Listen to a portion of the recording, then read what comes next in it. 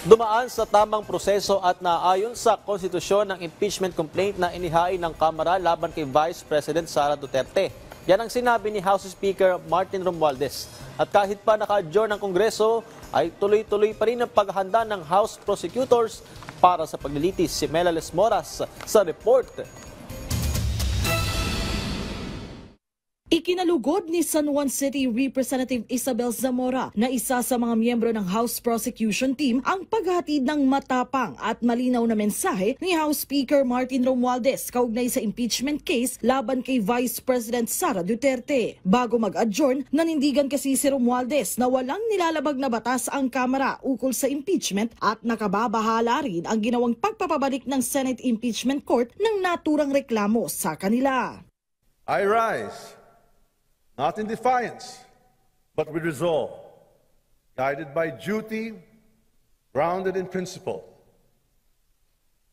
The decision of the Senate, sitting as an impeachment court, to return the articles of impeachment is deeply concerning.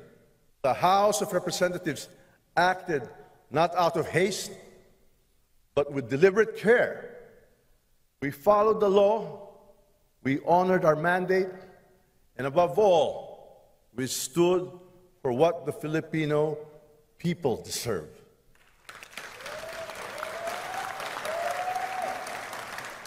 Dagdag pa ni Speaker Romualdez, hindi pamumulitika ang kanilang ginagawa, kundi pagtupad lang sa kanilang sinumpaang tungkulin. This is not a political exercise. This is our constitutional duty. That is why we will continue to move forward respectfully but resolutely. We shall comply with the requirements of the impeachment court, not to abandon our cause, but to ensure the process continues.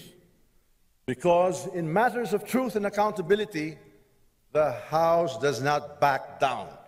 Ayon kay Congresswoman Zamora, mahalaga para sa prosekusyon ang suporta ng kanilang mga kasamahan sa isyong ito, lalo na kung magmumula sa House Speaker. Kahit nakasinidi adjournment, tuloy-tuloy raw ang gagawin nilang paghahanda para sa impeachment trial.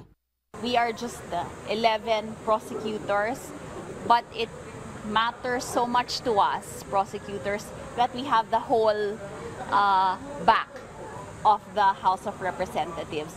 Muli ring iginiit ni Zamora na hindi naman sila sumusuway sa mga kautusan ng Senate Impeachment Court. Formal na ring inaprubahan ng Kamara na i-defer o hindi muna tanggapin ang ibinalik na Articles of Impeachment ng Senado. Pero kasabay niyan, nagpasa rin naman sila ng resolusyon na nagsacertify o nagpapatunay na naaayon sa saligang batas ang pagpapa-impeach kay VP Sara na isa sa mga hinihingi sa kanila ng Senado.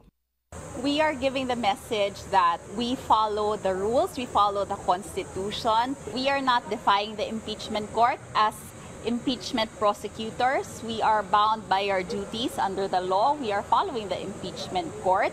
Sa kabila naman ng iba't ibang issue ukol sa impeachment, giit ng House Prosecution Team, tuloy lang ang laban. Melales Moras para sa Pambansang TV sa Bagong Pilipinas.